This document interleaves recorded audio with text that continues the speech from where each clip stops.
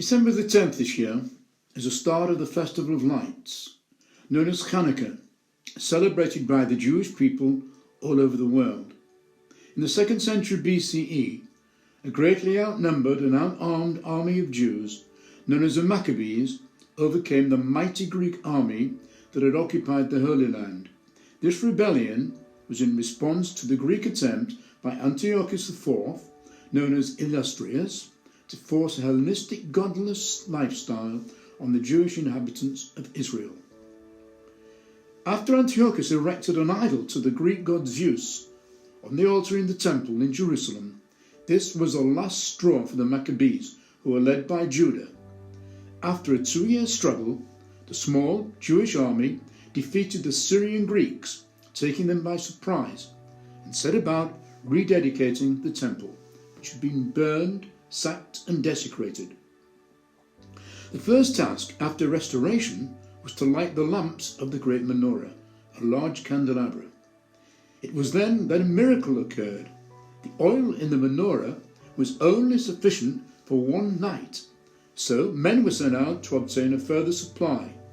But the miracle was that before a further supply of oil had been brought back, the oil lasted for 8 full days. The date was the 25th of the Hebrew month Kislev, in the year 165 BCE. But it was not until 141 BCE that the last of Mattathias' sons, known as Simon, became the high priest, military commander and civil governor of the area.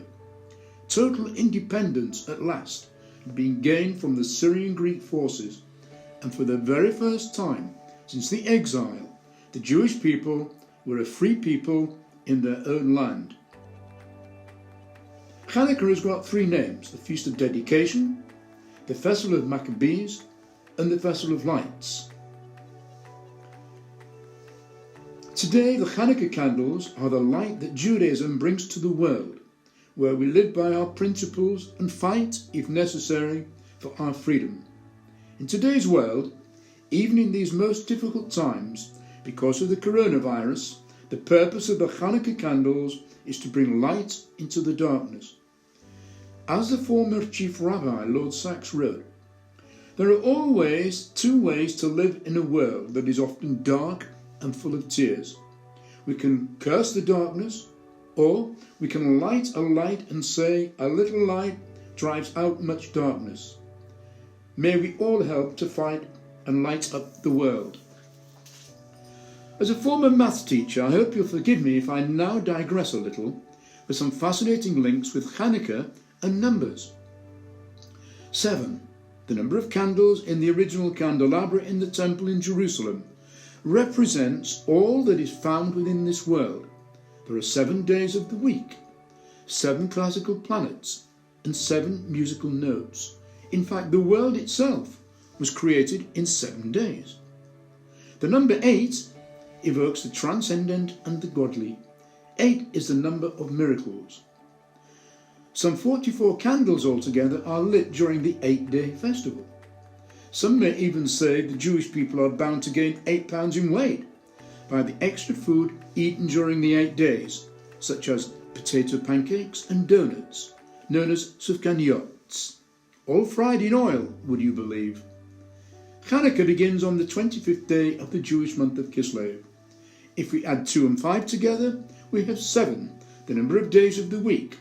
Subtracting 2 from 5, and we have 3, the number of patriarchs, Abraham, Isaac and Jacob. As well as receiving gifts on each of the 8 nights, children also play a game with a spinning top, known as a dreidel, with 4 Hebrew letters, N, G, H and S, representing a great miracle happened there. Of course, 4 are the number of matriarchs, Sarah, Rachel, Rebecca and Leah. And adding patriarchs and matriarchs together, we obtain 7. Again, the number of days of the week. Subtracting 3 from 4, we obtain 1, as in one God, the Lord Almighty. We can even take the Hanukkah menorah to the streets. Hanukkah is unique in it that its primary commandment can be observed in public. In our home, the Hanukkah candles are lit in the window for everyone to see. It's not enough to be a Jew at heart or even at home. Hanukkah teaches the Jewish people to shine outwards into their surroundings. So much so that for many years a giant menorah was lit on the balcony of the city hall. One candle is most important. That is the one used to light all the other candles. It is known as a shamus or helper. And how important are helpers in today's world when the world is facing the COVID-19 pandemic? Everyone needs a helper at some time or other in their life. We know only too well just how important key workers are in our society today. Fortunately, the Jewish community here in Hull has many key workers offering assistance to all who need it during these difficult times. Oh, and I'll finish on this one. There are 8 ways of spelling Hanukkah, and the word Hanukkah is made up of 8 letters. I wish everyone a very happy Hanukkah and a healthy and safe COVID-free year ahead.